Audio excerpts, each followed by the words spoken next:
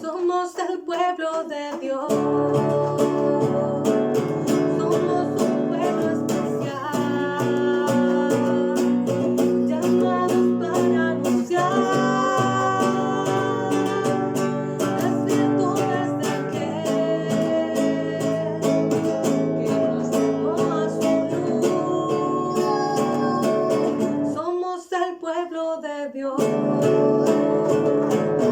Su sangre nos redimió y su Espíritu dio para darnos poder y ser testigos de Él. Y llevaremos su gloria a cada pueblo y nación, trayéndoles esperanza y nuevas de salvación. Y su amor nos impulsa, no nos podemos callar, anunciaremos al mundo de su amor y verdad. Que el Señor les bendiga y les guarde. Voy a cantar una alabanza que se me ha pedido para que la exprese cantada en esta hora y que el Señor les bendiga mucho. Se llama Te exaltaré, mi Dios, mi Rey. Salmo 145. Te exaltaré, mi Dios, mi Rey, y bendeciré tu nombre eternamente y para siempre. Cada día te bendeciré y alabaré tu nombre eternamente y para siempre. Grande eres, Jehová, y digno de suprema alabanza. Y su grandeza es inescrutable. Cada día te bendeciré y alabaré tu nombre eternamente y para siempre. Grande eres, Jehová, y digno de suprema alabanza. Y su grandeza es inescrutable. Cada día te bendeciré. Cada día te bendeciré. Cada día te bendeciré. Amén. Que el Señor les bendiga.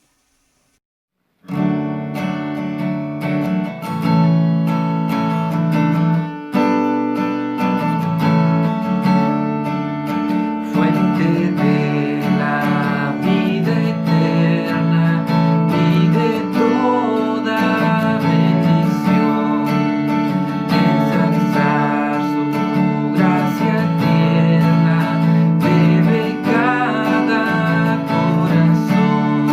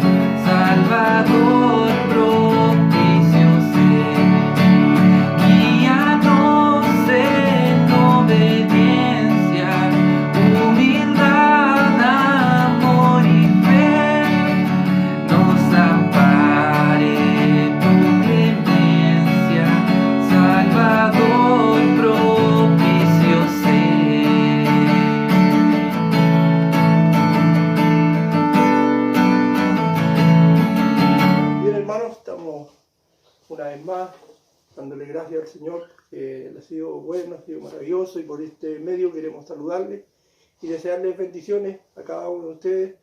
A la vez también queremos cantar, alabar al Señor para deleitarnos en este día de alabanza y de adoración a nuestro Dios. Amén.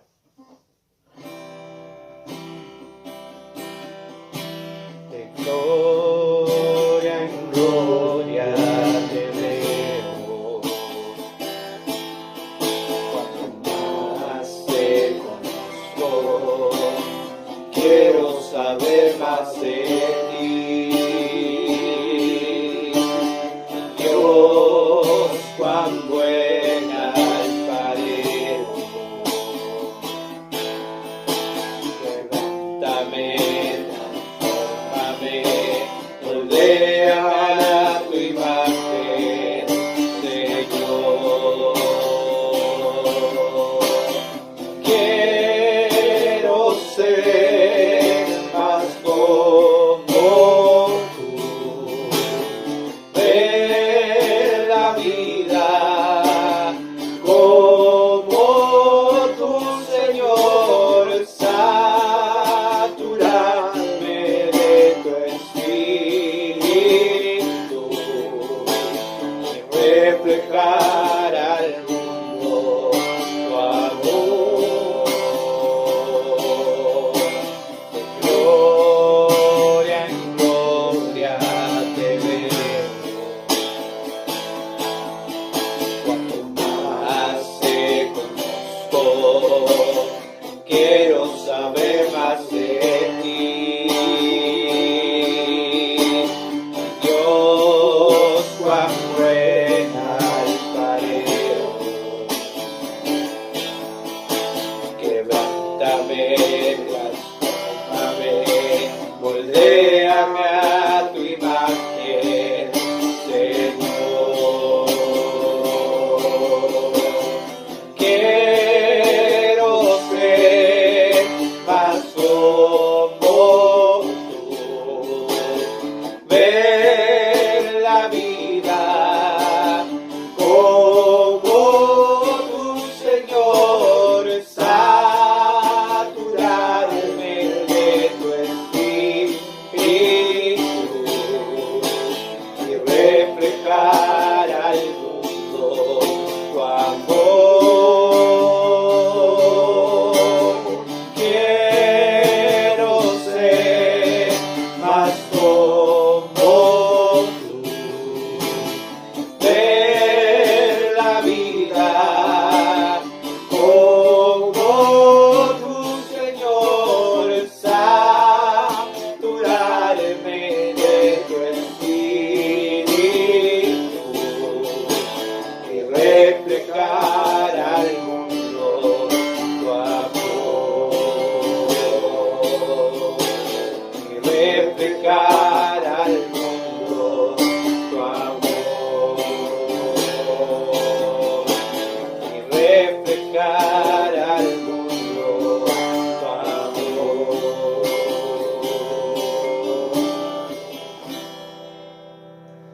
Buenas tardes, hermanos. Como ya ha comenzado el culto, y en este momento vamos a cantar algunas alabanzas para deleitarnos en el Señor. Y voy a leer el Salmo 118, 1. Y dice así: alabad a Jehová, porque Él es bueno, porque para siempre es su misericordia. Amén.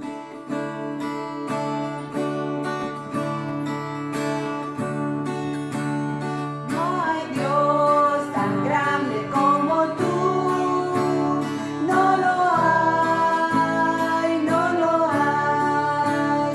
No hay Dios tan grande como tú, no lo hay, no lo hay. No hay Dios que pueda ser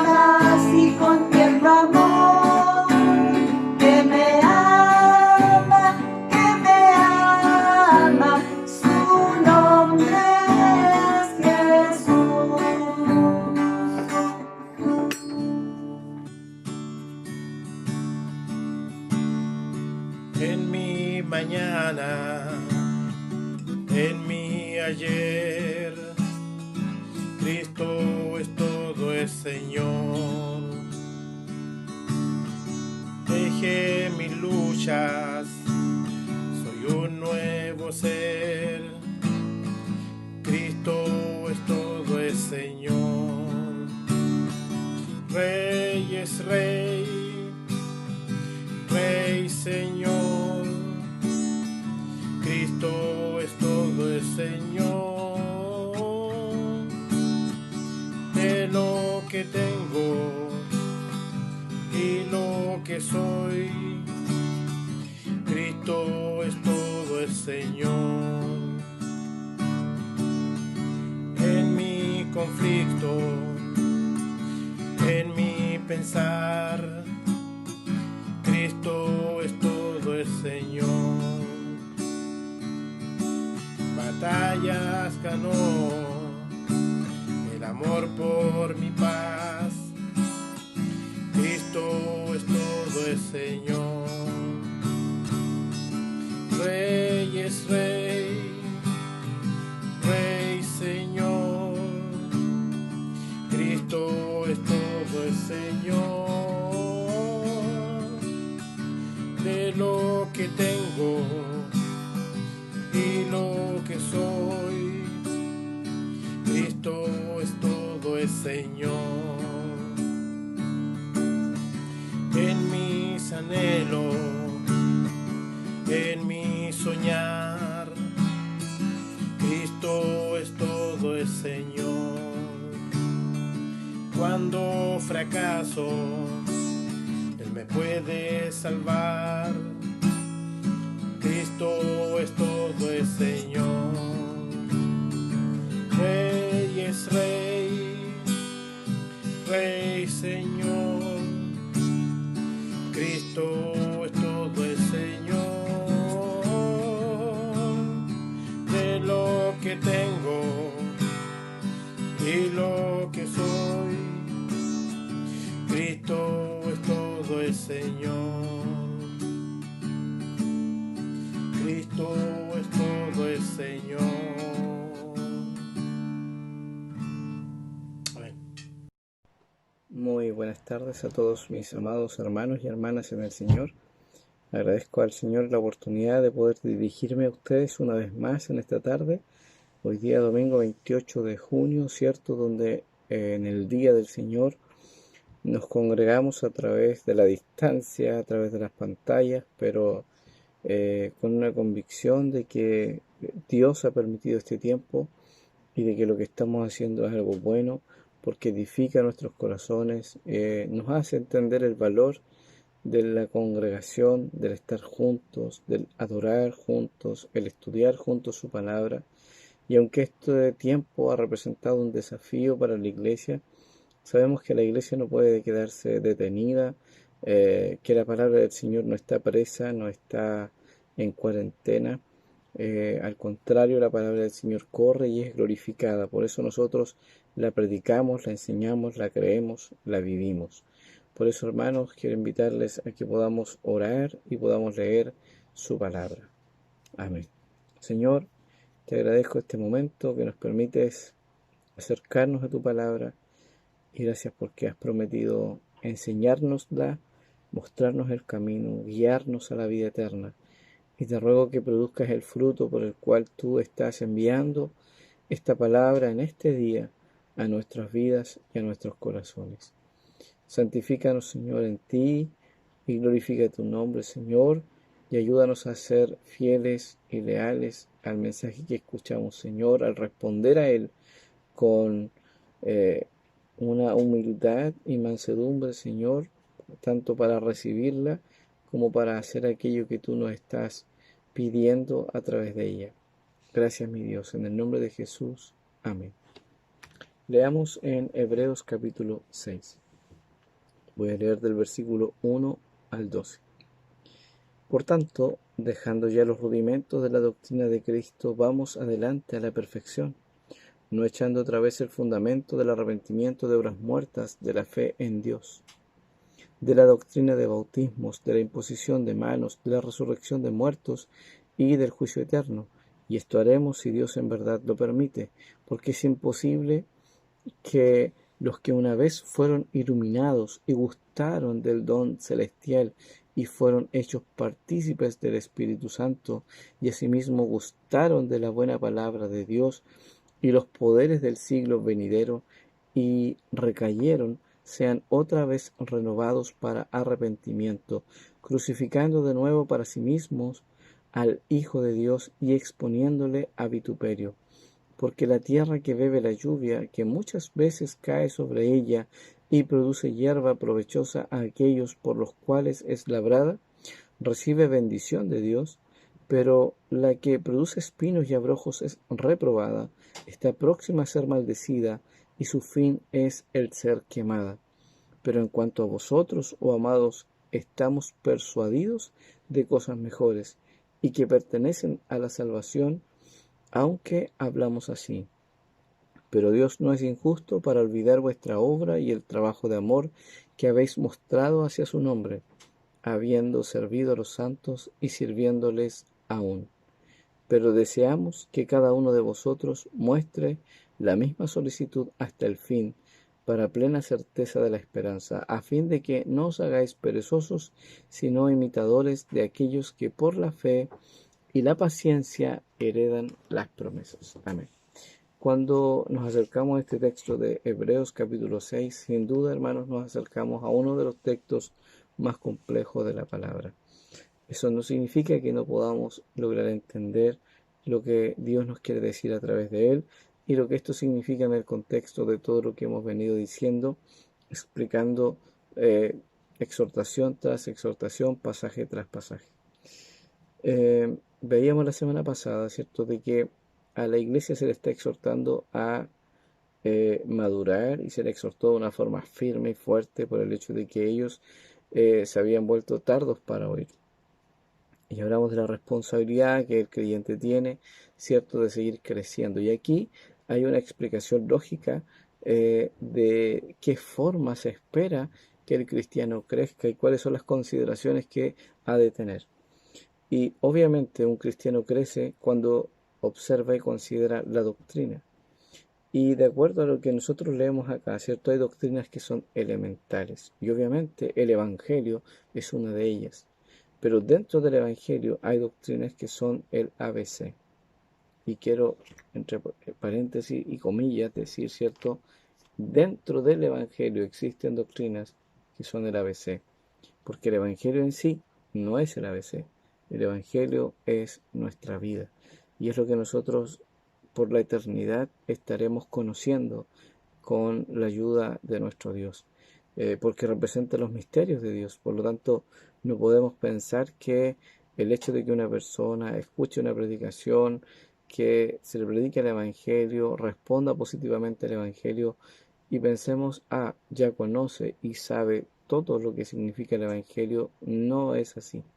Por eso, cuando se le anima a los hermanos a seguir adelante, avanzar hacia la perfección en cuanto a la doctrina de Cristo, se habla de doctrinas, por ejemplo, como el arrepentimiento, los bautismos, la imposición de manos, la resurrección de los muertos y el juicio eterno. 6 doctrinas que son, de acuerdo al autor, ¿cierto?, un fundamento, pero que nos invitan, ¿cierto?, a no despreciarlas, pero sí a considerar que el Evangelio conlleva doctrinas mucho más profundas.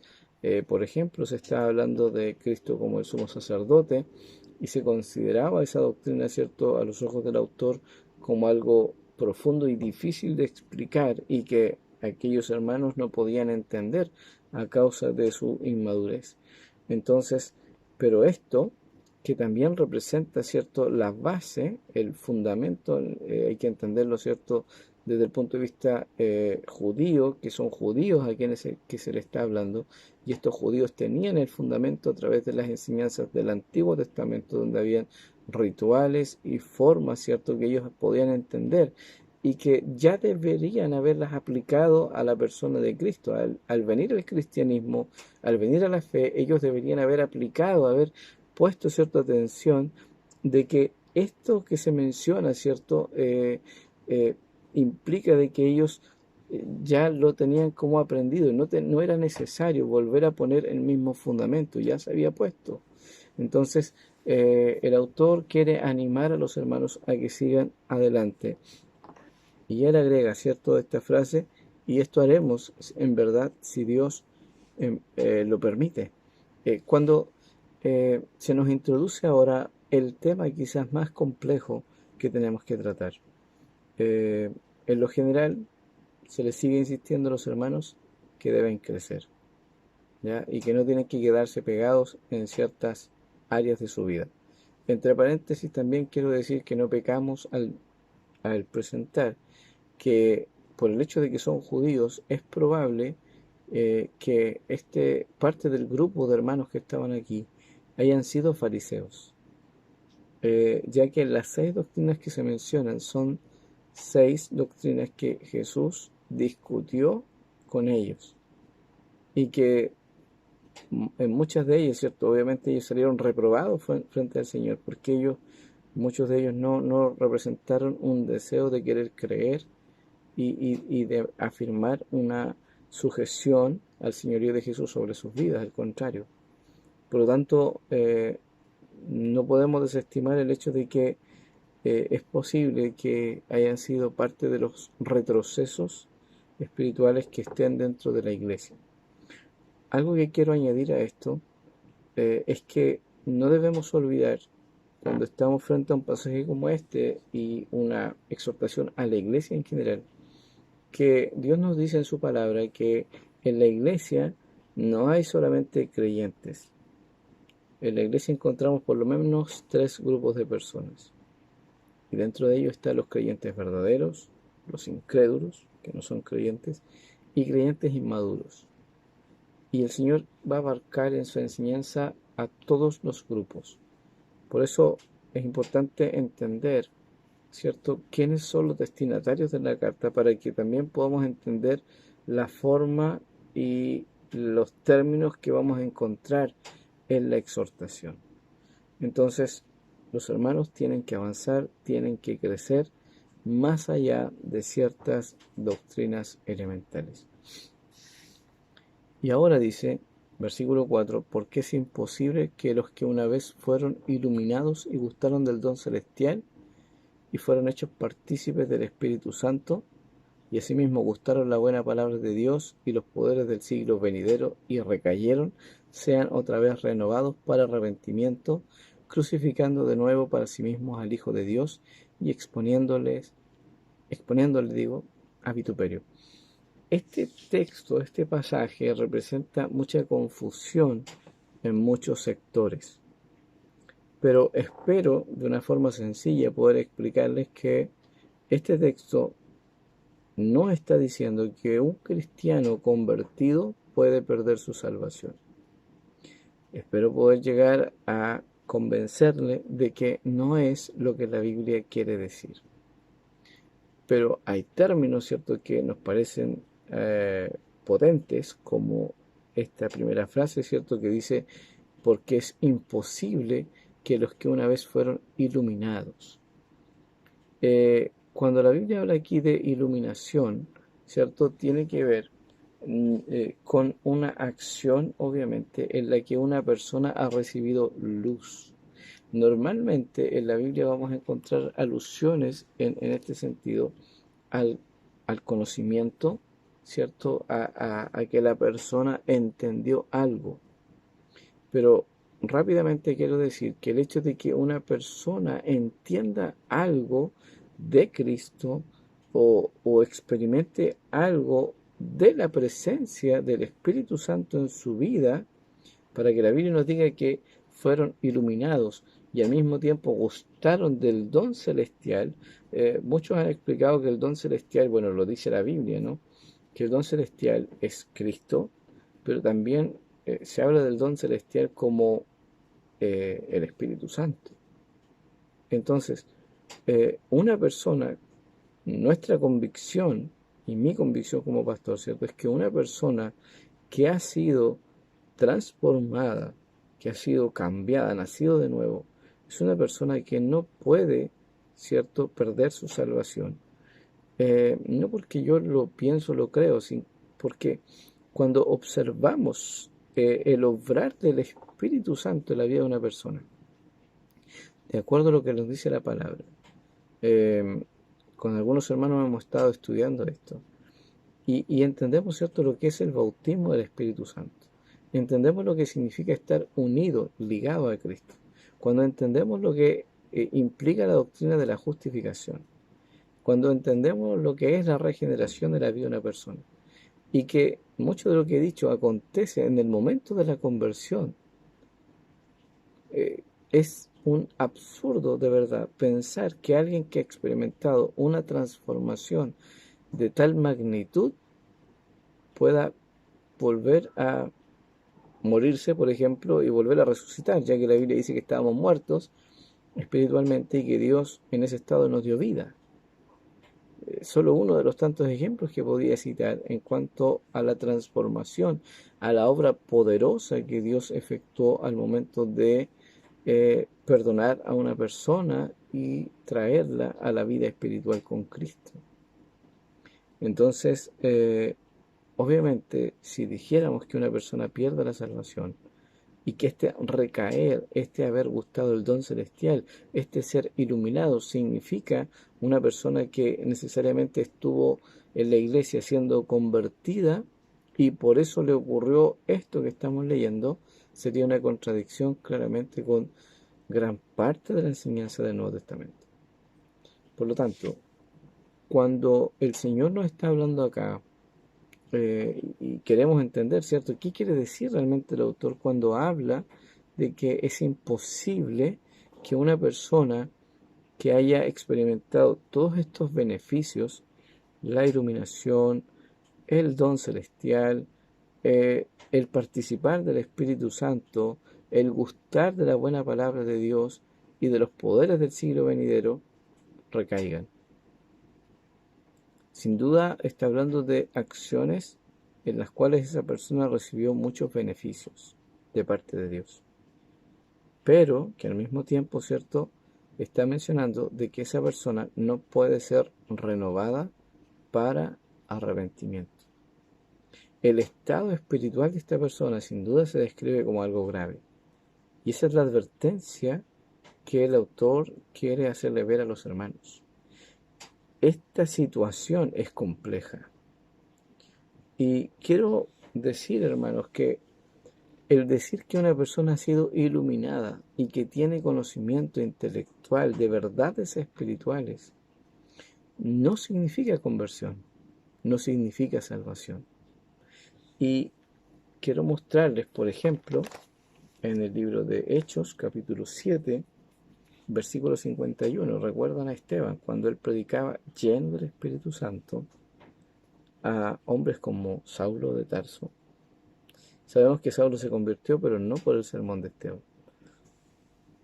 Dentro de la exhortación que él les hizo fue, versículo 51, duros de cerviz e incircuncisos de corazón y de oídos, vosotros resistís siempre al Espíritu Santo, como vuestros padres, así también vosotros. ¿Qué quiero decir con ese texto? Ellos fueron iluminados. Ellos recibieron una palabra. Gustaron de un siervo de Dios que les predicó la palabra de verdad. Ellos tenían el obrar del Espíritu en sus vidas frente a ellos a través de Esteban y a través, ¿cierto?, de la verdad de la palabra. Pero el hecho de que hayan sido iluminados y que gustaran, ¿cierto?, del don precioso del Espíritu Santo, de Cristo a través de la predicación, no significa que se convirtieron. Al contrario, nos dice el texto que le resistieron. Y como le resistieron, obviamente, no se convirtieron. Y cuando nosotros leemos en la Biblia que muchas personas como Demas estuvieron en el ministerio con el apóstol Pablo, ¿cierto? Que estuvieron, finalmente Pablo dice, Demas me abandonó porque amó al mundo. Y esto a mí me hace pensar en las palabras del Señor Jesús y en la parábola del sembrador, donde nos dice que muchas personas han gustado de la palabra y del gozo que provoca la palabra en sus corazones, pero que al mismo tiempo, si la semilla cayó entre espinos o piedras, pedregales, son personas que representan personas, ¿verdad?, que por un tiempo creerán, pero cuando venga la persecución o cuando venga la prueba, ellos dejarán de creer. Pero eso no es porque eran convertidos y luego dejaron de serlo, sino que simplemente nunca se convirtieron. Entonces, lo que el autor está diciendo acá es que aquellas personas que han sido iluminadas, y esto me ayuda a entender, ¿cierto?, de que muchas personas que van a ir al infierno no se van a ir con ignorancia o por ignorancia de la verdad. Ellos habiendo entendido quién es Cristo, habiendo escuchado el mensaje, incluso muchas personas que van a estar en el infierno van a poder dar testimonio de que vivieron, experimentaron la presencia del Espíritu Santo, sanándoles, liberándoles de demonios, habiendo recibido señales milagrosas en sus vidas. Aún así, estarán condenados en el infierno. Y esa es la advertencia que se le está dando a los hermanos, porque es necesario madurar, crecer, avanzar, porque muchas personas han vivido esta experiencia de ser iluminados, haber gustado del don celestial, ya sea de Cristo, del Espíritu Santo, haber sido hechos participantes de algún milagro, de alguna obra de Dios en su vida, y no necesariamente un milagro de haber sido paralítico o ciego o sordo y haber sido sanado, sino haber sanado del corazón, una depresión, no sé, alguna atadura espiritual. Entonces, ¿y cuántos han estado, cierto, a los pies de la enseñanza de Jesús, como aquellos que comieron del pan en el monte o en el desierto, pero que luego gritaron, crucifíquenlo? Entonces, no debe extrañarnos a nosotros que personas que aparentemente eran creyentes o estaban en la iglesia y recayeron porque tal vez se bautizaron, porque tal vez hicieron una profesión de fe pública, tal vez caminaron por un tiempo, pero ahora ya no. Eso no significa, insisto, que aquí el texto nos esté diciendo hay personas que se salvaron y que luego recayeron y ahora no pueden ser restaurados. Algunos piensan que una persona después que se ha bautizado, por ejemplo, y recae, no puede ser restaurada.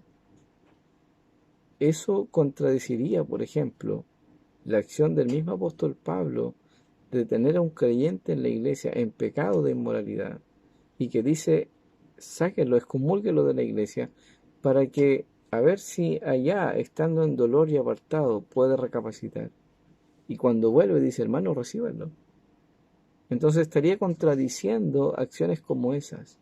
Por eso no podemos llegar a entender que este texto nos está diciendo que la salvación se pierde, o que una persona que ha pecado después de ser bautizado no puede ser restaurado para arrepentimiento. La Biblia nos dice aquí que Dios es un Dios justo, es un Dios bondadoso, es un Dios compasivo. Eso no significa, por supuesto, ¿cierto?, que en su compasión el Señor no haga justicia o no le demande a sus hijos, ¿cierto?, que hagan las cosas de una forma correcta. Entonces, ya hemos dicho que la iluminación que una persona pueda recibir del conocimiento de la palabra no significa salvación, que el gustar del don celestial no significa una persona en la cual haya morado el Espíritu Santo de Dios, ¿cierto?, sino que ha gustado del don. Gustar tiene que ver con probar, pero no necesariamente implica la transformación el cambio absoluto que el Espíritu Santo hace o vino a hacer en la vida del creyente, porque recordemos que una vez que usted ha creído en Cristo y que el Espíritu vino a morar dentro de usted y le ha sellado, ¿cierto? Manifestando que usted ahora es un hijo de Dios, pertenencia de Dios. Él comienza este proceso de santificación, donde el que comienza la buena obra la va a perfeccionar hasta el día de Jesús. O sea, eso no va a parar en su vida. Por lo tanto, todo esto, ¿cierto? Que no es fácil de entender y de explicar. Sin embargo, lo puedo tratar de explicar de la forma más sencilla para que entendamos, ¿cierto? De que evidentemente una persona que ha estado tan cerca de la verdad y que intelectualmente ha comprendido la verdad, pueda realmente en ese estado recibir perdón, recibir misericordia. Recordemos, por ejemplo, las palabras del Señor en San Juan capítulo 3, donde dice que la luz vino al mundo, Jesucristo la luz, Jesucristo el que ilumina, pero los hombres amaron más las tinieblas que la luz. Es decir, ellos conscientemente rechazaron y hasta el día de hoy siguen rechazando la luz del conocimiento de la gloria de Dios. Es la faz de Jesucristo. Entonces, los hombres en ese estado es imposible que puedan ser renovados para arrepentimiento. Porque realmente ellos sí crucifican al Hijo de Dios para sí mismo y le exponen a vituperio. Hacen del sacrificio de Jesús algo que no sirve. Ellos ofenden a Cristo, porque al estar en esa condición espiritual, hacen ver como que lo que Dios ha hecho no tiene ningún sentido, ningún poder, ningún valor. Lo cual el Hijo de Dios, la iglesia de Cristo, sabe que no es así. Porque ella, la iglesia, los hijos, los redimidos, los santificados, ellos han vivido y han experimentado una transformación en sus vidas. Y por ende son animados y motivados al desarrollo y al crecimiento de su vida espiritual. Es posible que en un momento haya lentitud, es posible que en un momento haya flaqueza, pero eso no significa que el Hijo de Dios va a retroceder. De hecho, lo va a decir más adelante. Y acá lo dice suavemente, pero después dice, nosotros no somos de los que retrocedemos. Entonces, porque el que retrocede no agrada su alma. Entonces, hermanos, un hijo de Dios es alguien que continúa en crecimiento. Eso nos dice la palabra. La buena tierra da a 30, 60, a 100 por uno el fruto. Va a dar fruto. Ya sea en menos grado, mayor grado, pero va a dar fruto. Quizás a algunos les va a costar más, es verdad, pero no va a dejar de crecer. Pero si hay alguien que tal vez en un momento manifiesta una experiencia espiritual con Dios, pero luego vemos un cambio rotundo donde esa persona, en vez de adorar y glorificar a Dios, niega con sus hechos a Cristo, esa es una tierra reprobada. Esa es una persona que nunca se ha convertido. Entonces, el autor le sigue hablando a la iglesia y le sigue diciendo a los hermanos que usando este ejemplo, ¿cierto? Común para las personas de ese tiempo, ya que ahora quizás no estamos tan familiarizados con ello, aunque aquí estamos en un sector de campo y podemos entender lo que esto significa, ¿cierto? Que porque la tierra que bebe la lluvia, dice, que muchas veces cae sobre ella y produce hierba provechosa, aquellos por los cuales es labrada recibe bendición de Dios.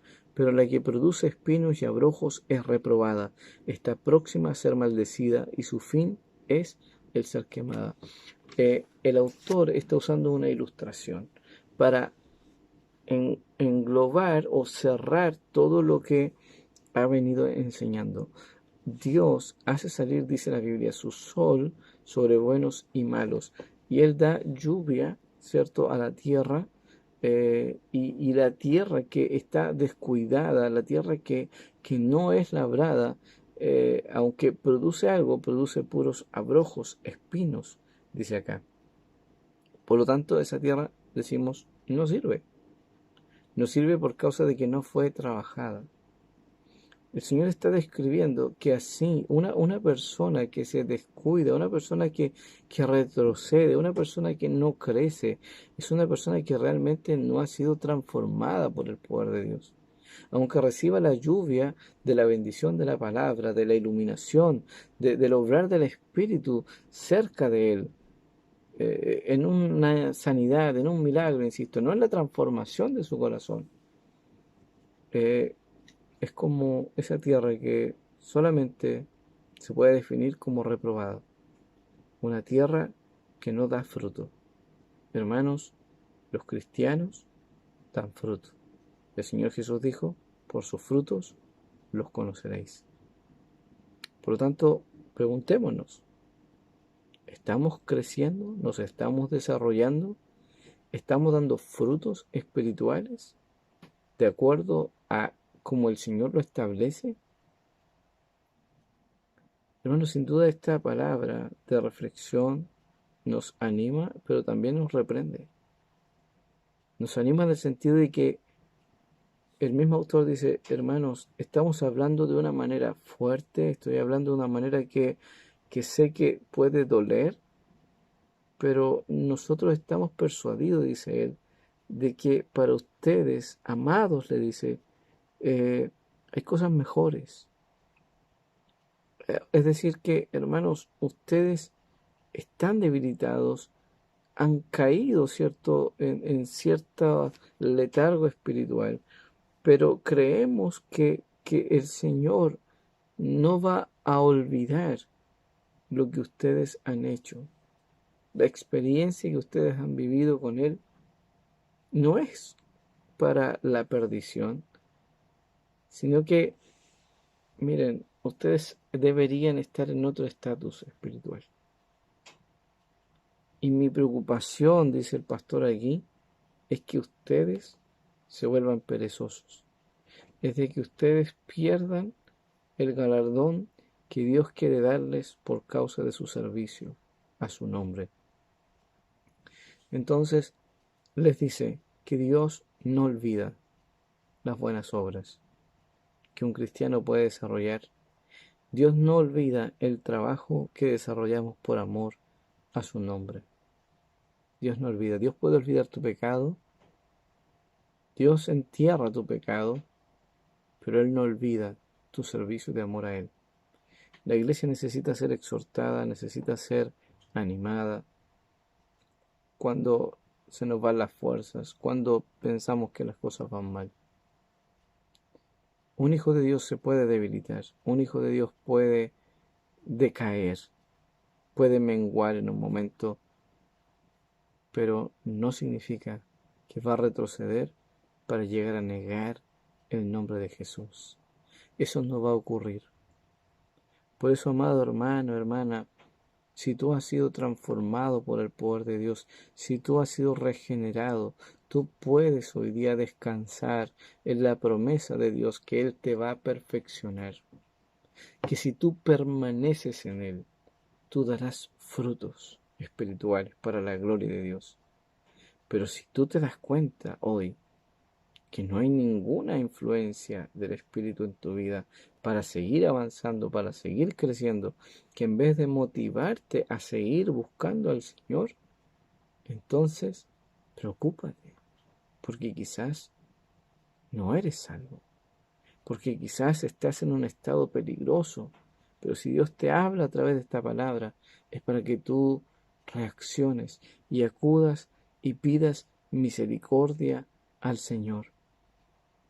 Termino con las palabras del pastor aquí, pero deseamos que cada uno de vosotros muestre la misma solicitud hasta el fin, para plena certeza de la esperanza, a fin de que no os hagáis perezosos, sino imitadores de aquellos que por la fe y la paciencia heredan las promesas. Sin duda, cosas necesarias en la vida de un creyente. Un cristiano debe ser una persona reconocida por frutos espirituales. La fe, la paciencia, la esperanza. Son cosas que afirman el corazón en los momentos de dificultad. Hermanos, no seamos perezosos.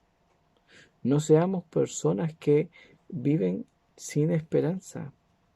Porque tenemos esperanza en Cristo Jesús. Porque las promesas de Dios son firmes, son fieles, son eternas.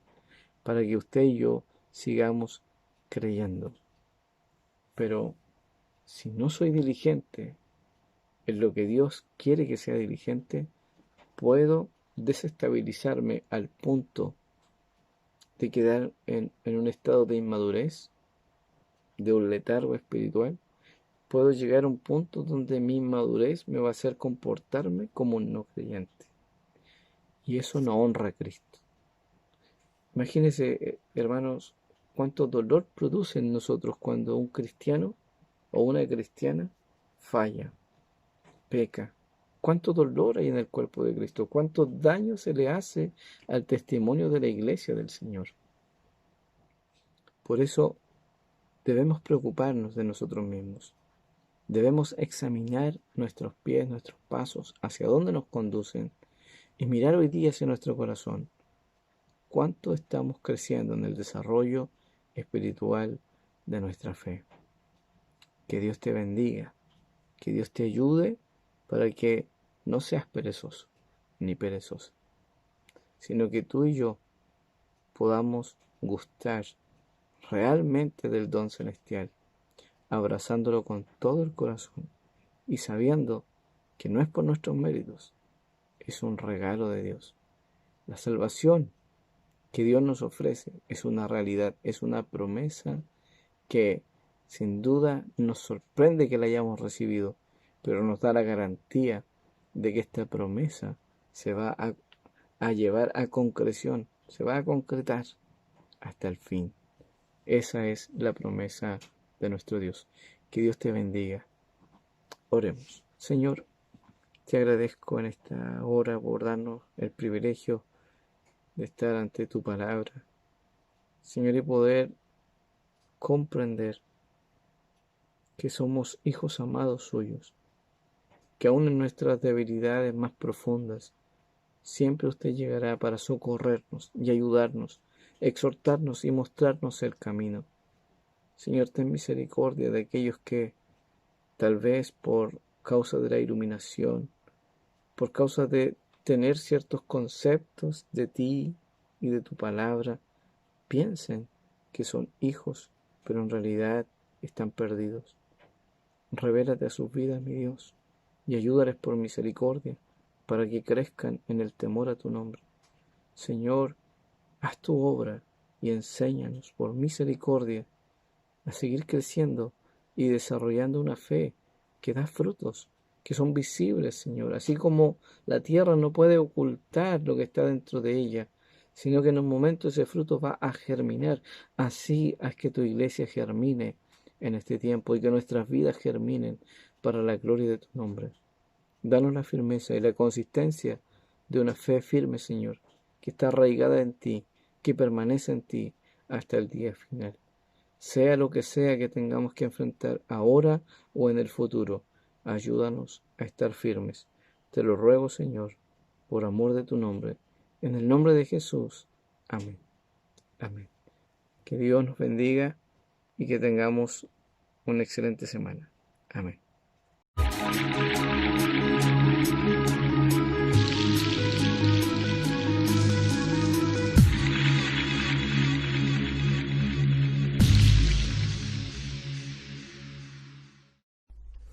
Queridos hermanos, les habla el Dr. Douglas Johnson. En estos últimos meses, debido a la pandemia, los trastornos mentales, emocionales y de adicción han aumentado exponencialmente en Estados Unidos, donde yo trabajo.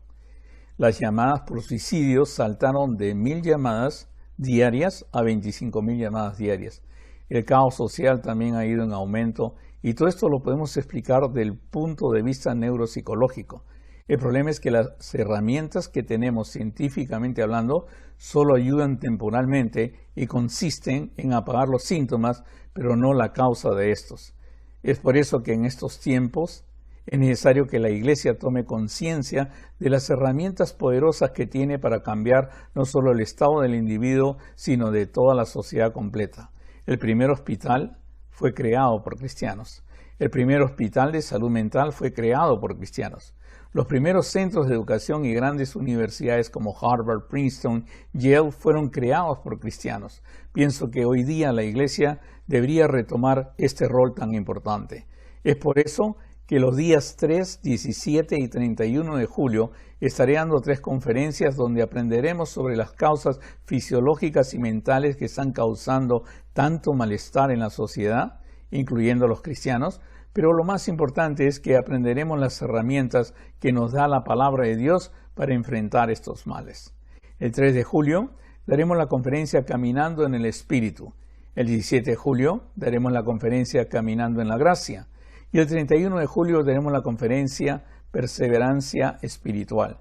En la primera conferencia, Caminando en el Espíritu, veremos cómo el entendimiento de lo que significa tener el Espíritu Santo en nuestras vidas renueva nuestra manera de pensar y por ende afecta positivamente las interacciones fisiológicas en nuestro cerebro, produciendo resiliencia y una manera positiva de pensar. En la segunda conferencia, Caminando en la Gracia, veremos cómo Dios en medio de esta cuarentena nos está preparando para que nosotros seamos parte de la manifestación de su poder en estos días, trayendo a nuestra mente y a la mente de los que nos rodean esperanza y una nueva visión, las dos cosas que combaten la depresión y la ansiedad. Y por último, en la tercera conferencia, Perseverancia Espiritual, analizaremos cómo nuestro diario acercamiento a Dios y nuestra disciplina nos permite afectar y cambiar la manera de pensar de las otras personas, y lo importante que es perseverar llevándoles amor incondicional y paz, enseñándoles cómo renovar sus fuerzas, lo que les permitirá perseverar en las obras de Dios. Los espero. Bye bye.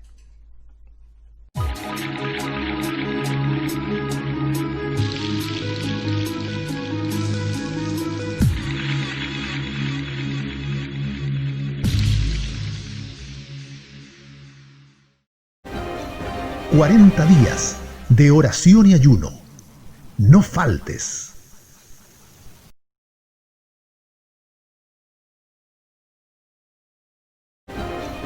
«40 días de oración y ayuno. No faltes».